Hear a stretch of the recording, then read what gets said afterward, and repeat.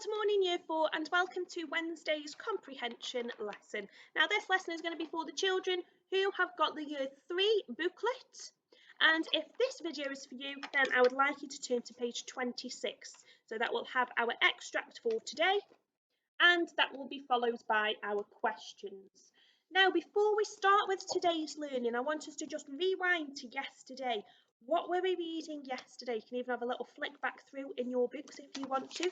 So yesterday was about the poems of, let's get the right page, poems of the two crocodiles. Now, one of the titles of the poem was How Doth the Little Crocodile. Now, I set a challenge for you and I circled the word doth.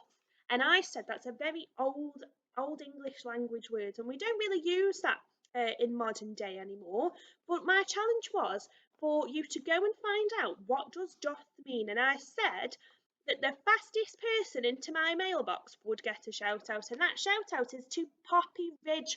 Well done. And she noticed that doth was another form or phrase for the word do, so well done Poppy Ridge. Okay, so now let's go on to today's learning. So today's learning, we have got a larger extract than yesterday, and I just want to recap on some of the word classes that we were looking at yesterday. So behind me we're going to have a go at a starter before we look at the extra. So let's get our brains up and running. So we've got a word class match. Now I've got 4 word classes here, so I'm going to read them to you. So I've got verb, noun, adjective, adverb. Here I've got the definition of what each of these word classes are, and at the very end over here we've got an example of one of those words. So let's just try and match each of these word classes to their definition. So let's start on the top one, which is verb. Now what do we think a verb is? What type of word would a verb be? Would it be a physical or a mental action? Would it be the name of a person, place or object? Would it be a describing word, or is it describing a verb or an adjective? Who can tell themselves or tell the person who they are sitting by what sort of word a verb is? Okay, so we should have got that a verb is a doing word. So it's a physical action or a mental action, and I put physical and mental because it can be both. So you could be thinking, you're still doing something, you're thinking, or you could be running, and they are both actions, either physical or mental. So verb is a doing word. Now let's have a look over here. Now have we got an example of a doing word? So I've got swim, swim, tall, loudly, or teacher. Which one of those is describing a physical or mental action? You can tell me swim, tall, loudly, teacher. Okay, so it should be swim. So I'm going to link that up straight away to swim. Okay, so we've matched the word class to the definition to an example. So let's go down and have a look at another one. The next one is a noun. Now we have a saying, don't we? And we said this yesterday in our learning. And the phrase that we use in school to remember what a noun is, you can say it with me. A noun is a name. And it's the name of a place, person, or an object. So I'm going to link this one straight away. Okay, so we've got person, place, or object. Now, who can tell me a describing word of a person, place, or object with the examples that I've got on the board? Now, we've used swim, so we can't use swim again. So let's have a look. We've got tall, if you are tall, loudly, or teacher. Which of those is the name of a person, place, or object? Okay, have a think. Tell the person next to you if you are with anybody. Tell yourself. And it should be teacher, because it's the name of a person, teacher. Now, just as a challenge for you, a proper noun. A proper noun is the name of a person or place. So if we said Miss Chafe, I would no longer be a noun. I would be a proper noun because I've got a name. Okay? Or if we said Miss Colclough, she would also be a proper noun. If we said that we were going to be travelling to France, France is the name of a country, so that would also be a proper noun. Okay, so moving on, we've got adjective. So an adjective, describing words or describes a verb. So an adjective, you should get, we use adjectives quite a lot, as a describing word. And we need to link it up. Tall or loudly? Which one is describing something? Tall or loudly? Okay, so we should get that tall is in fact an adjective. It's describing how something or somebody looks. You could say that the tree was very tall, or you could also say that Mrs. Beckett is tall. We can use that as well. So that brings us to our final one. So an adverb. It's not the same as a verb. Now the verb is the action, but it's describing how that is done. And when we say loudly, the verb would be to shout, because that is your action, but it's saying how that is done, and it's done very loudly. Okay, so I'm going to link those two up as well. So that is our word class match. Our starter is complete for today. Now I want to draw back to the learning question. So what we're going to do is discuss key aspects of a novel. And when we talk about a novel is a lengthy story, it's a long story. And you can see from in your page in your book today that today there is lots more reading than there was yesterday. And that's because it's part of a novel.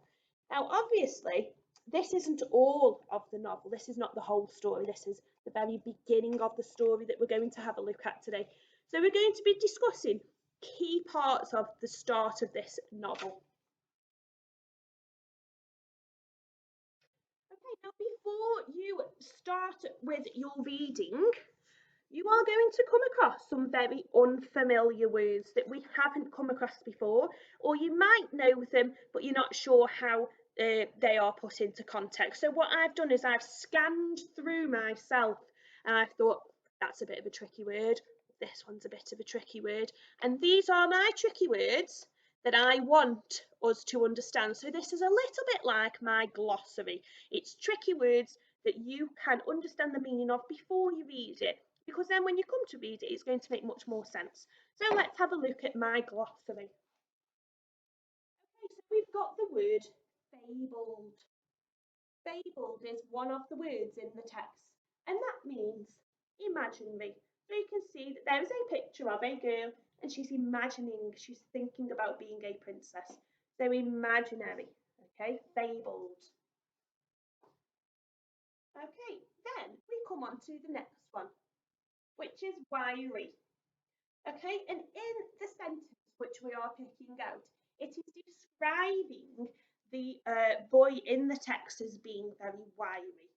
So that means that he's quite thin. It also describes the boy in the text as slight. So it says that he is slight and wiry. If you are slight, you can see I put a magnifying glass here, and underneath that magnifying glass, even we can't see it on the camera, but underneath that magnifying glass, it is a bug, so it means very small. So slight means small.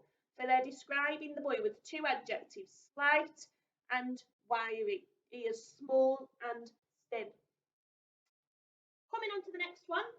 This, I think we will know what it is, but I think it might be tricky for us to read. So I'm going to tell you how to pronounce this, and it is ogres. And ogres is a mythical creature, which is why I have put a picture of Shrek. A mythical creature is a creature which does not exist. Okay, so on to the final one is an Engel Nuke fireplace.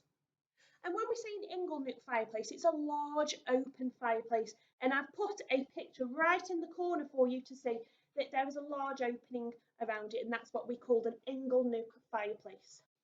Now, what I would like you to do, now that you've got your glossary behind you, I want you to read through the extract. Now, before we do that, I will give you a short introduction of what the story is about. So, The Secret History of Tom Trueheart is a novel by Ian Beck. It is set in the land of stories. The main character, Tom Trueheart, has 6 brothers who are brave adventurers. In this extract, the reader meets Tom for the first time and finds out about his worrying secret. So this, at the very top of the page, is a little bit like a blurb. So we say a blurb is at the back of your book, and you can give it a little read just to see what the book is going to be about. This tells us what the extract is going to be about. It's not a book because it's only part of the novel, part of the book. Then what you're going to do now is you're going to read through this text, and those are your tricky words so you understand what it means. After you have read your text, I'm going to go through some examples of the questions that you will have on your pages to help you answer them. You can pause the video now and then press play when you are ready to have a look at some of your questions.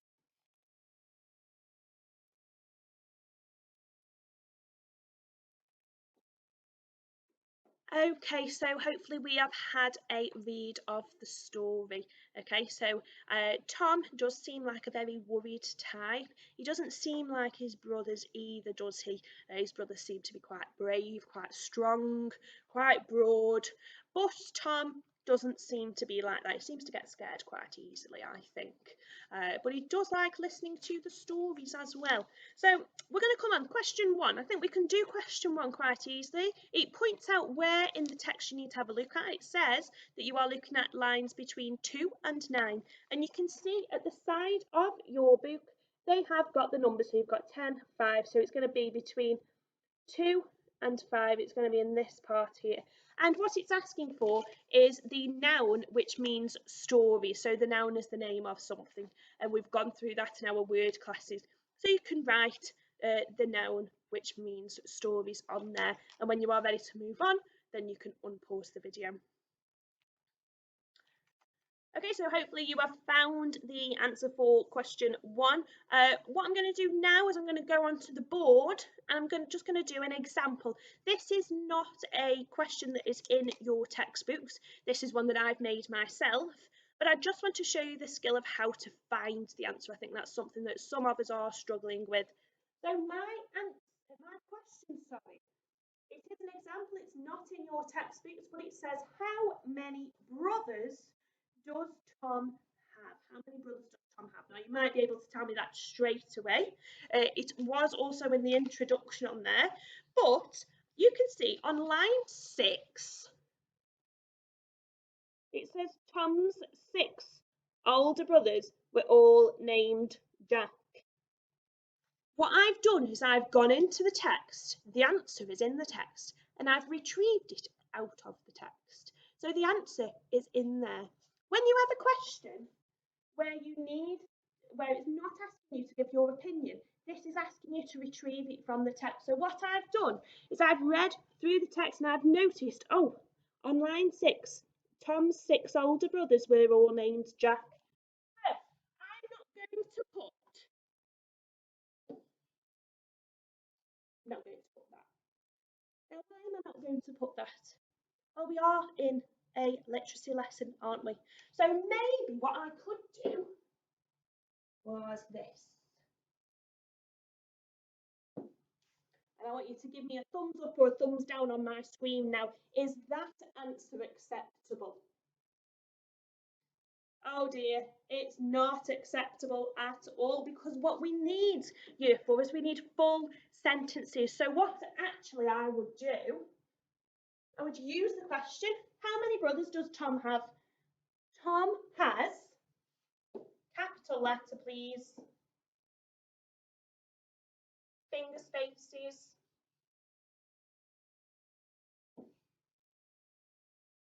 Tom has 6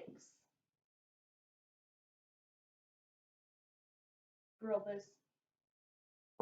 Full stop, cross your T. And that is the type of answer that I am looking for. For those retrieval questions that you are going to come across, it is in the text. But I want to have a full sentence, and some of you are forgetting this bit here.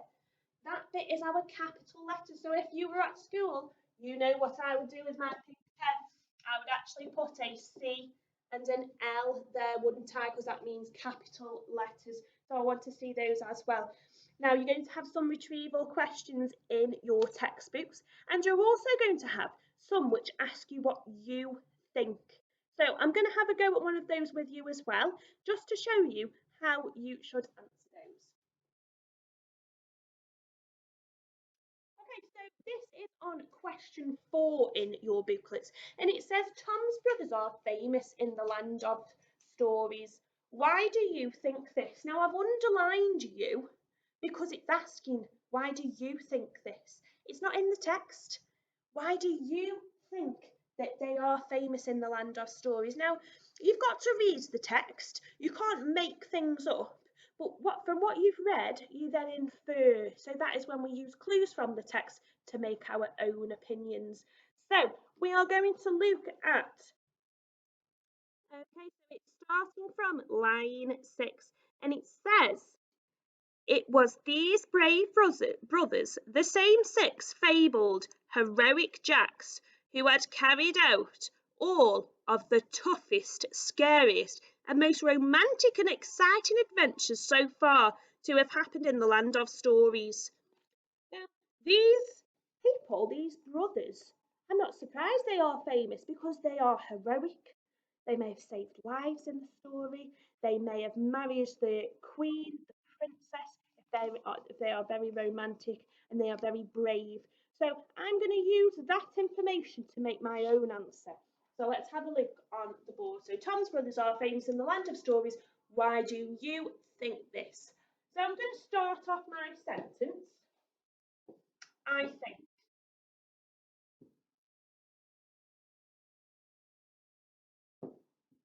I think they are famous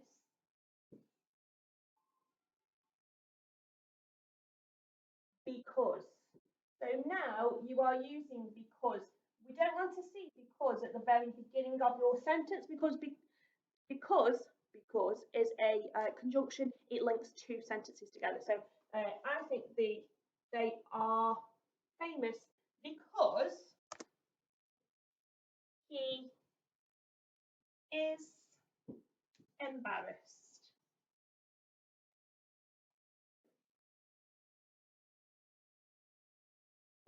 Okay, so those are some examples that you can use on your own answers for the text. Now, I'm going to leave you to complete the rest of them. So we've gone through a few of them and we've done an example of some of them as well to help you. Now, when you have finished all of your questions for the comprehension, you have got a challenge. So my challenge today is for you to use your predicting skills. What do you think happens next in the story? So have a think, what might happen next? It does say that he does keep this a secret for a very important reason. It says that he's not very brave at all. So what do you think happens next in the story? And I'd love to hear your ideas as well. So good luck, everybody. And I'm really looking forward to seeing all of your work in the Year 4 mailbox.